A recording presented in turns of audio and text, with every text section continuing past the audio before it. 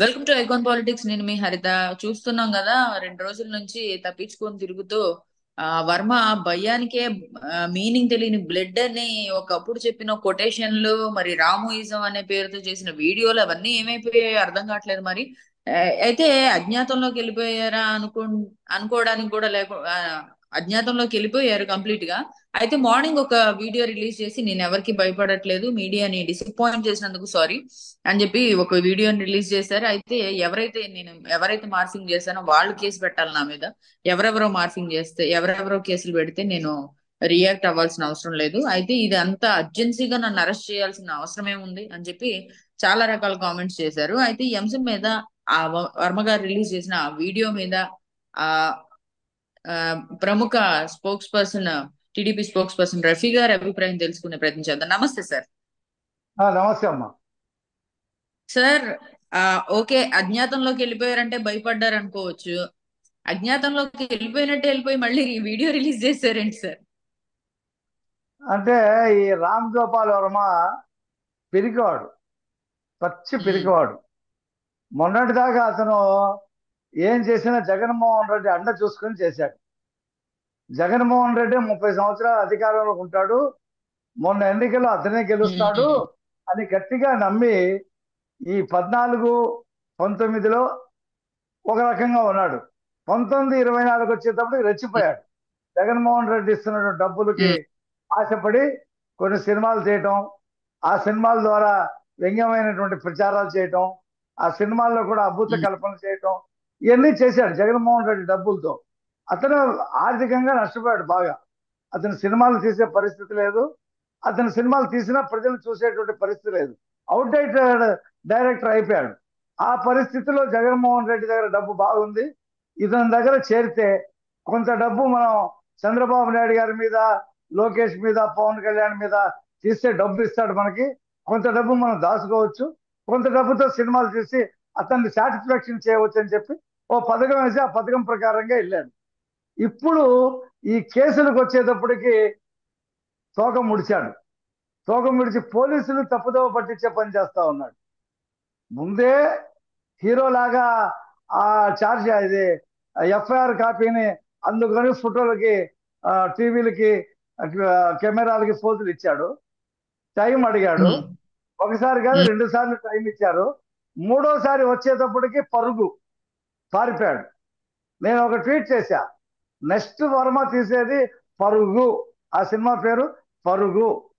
ఎందుకంటే ఉమ్, అతను ఎలా పారిపోయింది, ఎక్కడ దాక్కుంది, ఏమేం ఉమ్. పోస్టులు పెట్టింది, జగన్మోహన్ రెడ్డి ఏ రకంగా అతనికి హెల్ప్ చేశాడు, జగన్మోహన్ రెడ్డి మళ్ళీ ముఖ్యమంత్రి అవుతారని తను ఎలా అనుకున్నాడు, ఇవన్నీ కూడా ఆ పరుగు సినిమాలో అతని నైపుణ్యం అంతా చూపిస్తాడనమాట. నెక్స్ట్ ఆ మనం ఆ సినిమాలో పరుగు ఉంటదేమో. ఏమండి, ఆ సినిమాలో రామ్ గోపాల్ వర్మ కూడా ఒక క్యారెక్టర్ ఉంటదేమో. ఆయనదే క్యారెక్టర్ ఉంటుంది, ఆయనే యాక్ట్ చేస్తాడు ఈసారి ఉమ్, మేకప్ కి. ఎందుకంటే ఎవరు రారు ఆ సినిమాలో యాక్ట్ చేయడానికి, భయపడతారు. మిగతా ఉమ్. వాళ్ళు ఎవరు రారు. ఇతనే ఎవరిని ఇతర రాష్ట్రాల నుంచి ఎవరైనా జూనియర్స్ యాక్టర్స్ తెలుగు వాళ్ళు ఎవరు కూడా యాక్ట్ చేయరు. ఇక ఉమ్. ఆ సినిమాలో అతని సినిమాలు చూడరు, అతని సినిమాలో యాక్ట్ చేయడానికి కూడా ఎవరు రారు ఇతర ఎందుకు రాష్ట్రాల నుండి. టెక్కలకి శంకర్ ఆర్జీవీలో చేశాడు కదా సార్ కొన్ని. అతను పెట్టి ఏదండి? తీసి టెక్కలకి శంకర్ అనే ఒక వ్యక్తి అవును, ఇలా చేశాడు కదా. అవును. అలా ఇప్పుడు ఇంకా ఇప్పుడు ఇది ఆ, ఆర్జీవీ క్యారెక్టర్ అని చెప్పి ఆయన సినిమా తీసేసుకుంటాడేమో నెక్స్ట్. అవును. ఇప్పుడు నెక్స్ట్ ఏంటంటే ఆయన ఎంత పిరిగాడంటే, కోయంబత్తూరులో తను ఉన్నట్టు, కోయంబత్తూరు ఎయిర్పోర్ట్ ఫోటోని డౌన్లోడ్ చేసి ఇతను అక్కడ నుంచి మార్ఫింగ్, ఇతను బాగా అలవాటు కదా మార్ఫింగ్ చేయడం. అదే మార్ఫింగ్ చేసి నేను కోయంబత్తూరులో ఉన్నానని చెప్పి పోలీసుల్ని సైడ్ ట్రాక్ చేశాడు. మళ్ళీ నిన్న ఇవాళ రిలీజ్ చేసిన వీడియోలో ఉంటాడు, నేను ఎక్కడికి వెళ్ళలేదు, నేను హైదరాబాద్ లోనే ఉన్నాను, ఎవరి మీద అయితే నేను పోస్టులు పెట్టానో వాళ్ళు పెట్టాలి కానీ కేసు, వేరే వాళ్ళు ఎలాగా మనస్తాపం చెందుతారు, వాళ్ళు ఎలాగ పెడతారు, పోలీసులు ఎలా దాన్ని తీసుకుంటారని చెప్పి లాజిక్ మాట్లాడుతా ఉన్నారు, లా పాయింట్ మాట్లాడు.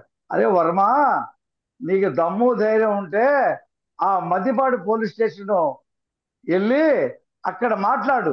ఈ వీడియోలు పెట్టడం కాదు, దొంగ వీడియోలు ఎక్కడో దాక్కొని ఆ, వీడియోలు పెట్టడం కాదు, ఎవరింట్లోనో దాక్కొని వీడియోలు పెట్టడం. నీకు దమ్ము ధైర్యం నువ్వు మొత్తానికి డైరెక్టర్ అనిపించాడు సార్. డైరెక్టర్ అనిపించాడు, దొంగ డైరెక్టర్. దొ- దొ- దొ- దొ- ఇప్పుడు అతను కాబట్టి నీకు దమ్ము ధైర్యం ఉంటే బయటికి రా, పోలీసులకి సరెండర్ అవ్వు. ఇతను భయం అంట, ఉమ్. పోలీసులు కొడతారు, థర్డ్ డిగ్రీ చేస్తారేమో అని భయం అయింది. ఏమని అని చెప్తున్నారు? హైకోర్టుకి హైకోర్టుకి వెళ్ళాడు.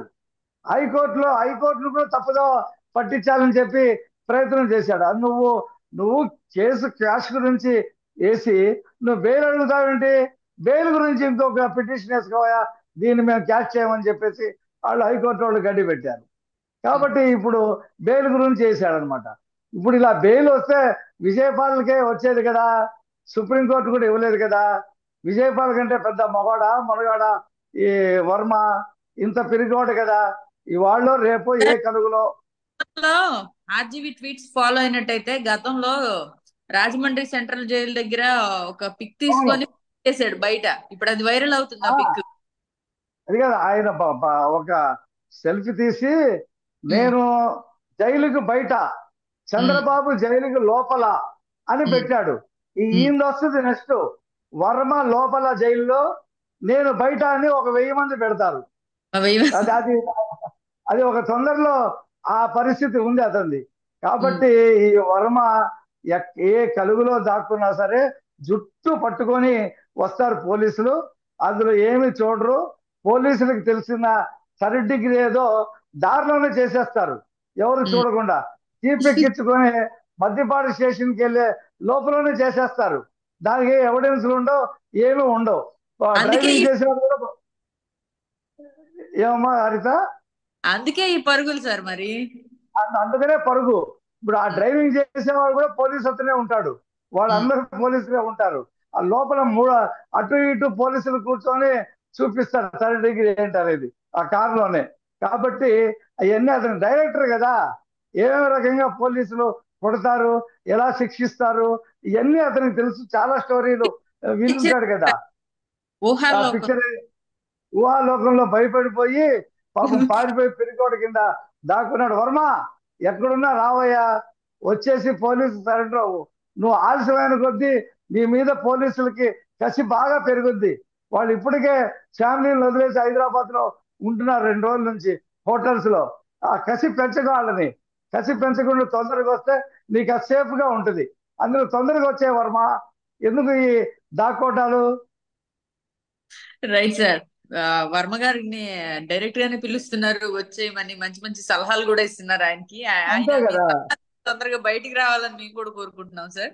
Thank you so much sir. తిరిగి మరొక అంశంతో మళ్ళీ కలుద్దాం.